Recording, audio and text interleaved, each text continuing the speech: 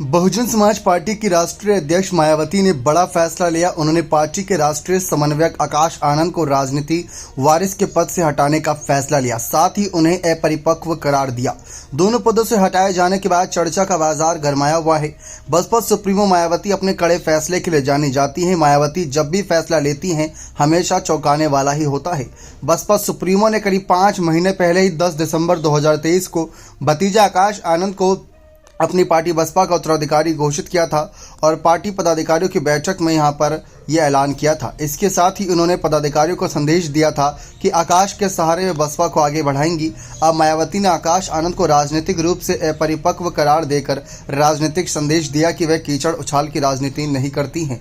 मायावती ने लोकसभा चुनाव 2019 के दौरान भी इसी प्रकार के एक्शन से हर किसी को चौंका दिया था। लोकसभा चुनाव के दौरान मायावती पर भाई भतीजावाद का आरोप लगाया गया था। इसके बाद मायावती ने राष्ट्रीय उपाध्यक्ष के पद से आनंद कुमार को हटा दिया था। हालांकि चुनाव समाप्त होने के बाद एक बार फिर उन्होंने आनंद कुमार को इस पद पर बहाल कर दिया था। मायावती ने आकाश आनंद पर कार्रवाई कर एक संदेश देने का प्रयास किया कि उनके लिए परिवार नहीं, पार्टी और बहुजन आंदोलन सबसे जरूरी है। मायावती के इस फैसले को लेकर सोशल मीडिया पर अलग तरीके की चर्चाएं हो रही हैं। आकाश आनंद की पॉलिटिकल लॉन्चिंग नगीना से हुई थी। नगीना सीट पर दलित बिरादरी का वोट बैंक बड़ी संख्या में है। इस लॉन्चिंग के जरिए मायावती ने दलित समाज में एक बड़े नेता की एंट्री का आभास कराया था। आकाश आनंद ने मायावती का राजनीतिक वारिस घोषित होने के बाद 6 अप्रैल को पहली सभा की।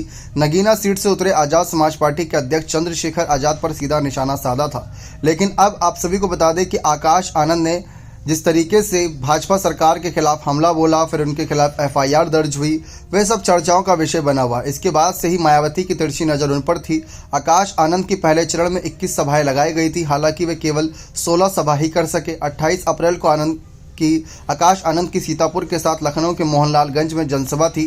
सीतापुर की जनसभा के बाद आकाश आनंद के कार्यक्रम एक के बाद एक रद्द कर दिए गए। मायावती आज हरदोई में चुनावी सभा को संबोधित करेंगे। इस दौरान वे आकाश आनंद के मुद्दे पर भी चर्चा कर सकती हैं या फिर इस मुद्दे को शांत करने के लिए हो सकता है कि इस मुद्दे पर ज़्यादा खुलकर बातचीत ना करती नजर आए, जिससे इस मुद्दे को ज़्यादा हवा ना मिले। लेकिन मायावती के इस फैसले पर आप क्या कहना चाहेंगे कि मायावती सचमुच इस मामले पर आगे रहती हैं कि वो भाई भतीजावाद को बढ़ावा नहीं देना चाहती? तो अपनी राय कमेंट सेक्शन में अवश्य दीजिएगा। बहुत बहुत धन्यवाद।